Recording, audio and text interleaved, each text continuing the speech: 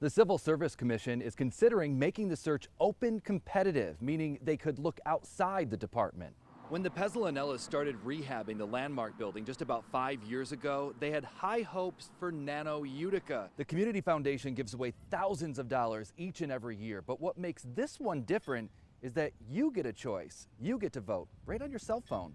Reps here at the Resource Center for Independent Living say that there's been a lot of progress over the past 28 years, but they tell me that more work needs to be done. It is a fantastic evening for a brand new season right here. And by the way, the beer on tap here at the post-race party is the House Lager. This is probably one of our biggest dogs we've had on News Talk for Forever Friend, Really? in a long time anyway.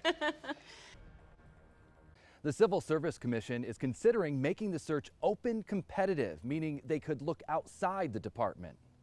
This all started last year when current chief Russell Brooks was put on administrative non-disciplinary leave due to health-related issues. It's typical city hall rhetoric where they do damage control. They have a number of attorneys they call in. They have a political consultant. They sit down and attempt to do damage control for the city. After that, Deputy Chief John Kelly was appointed temporary fire chief.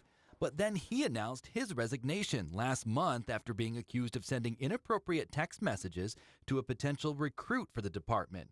Right now, James Barefoot is temporary chief.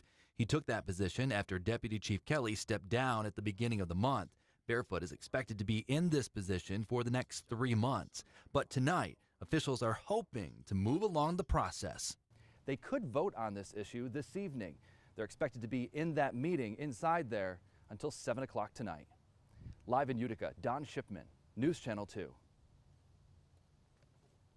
Reps here at the Resource Center for Independent Living say that there's been a lot of progress over the past 28 years, but they tell me that more work needs to be done.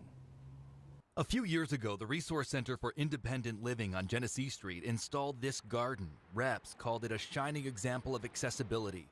A person in a wheelchair can literally smell the roses, thanks to a smooth surface and raised flower beds. Today, marking the anniversary of the signing of the Americans with Disabilities Act 28 years ago.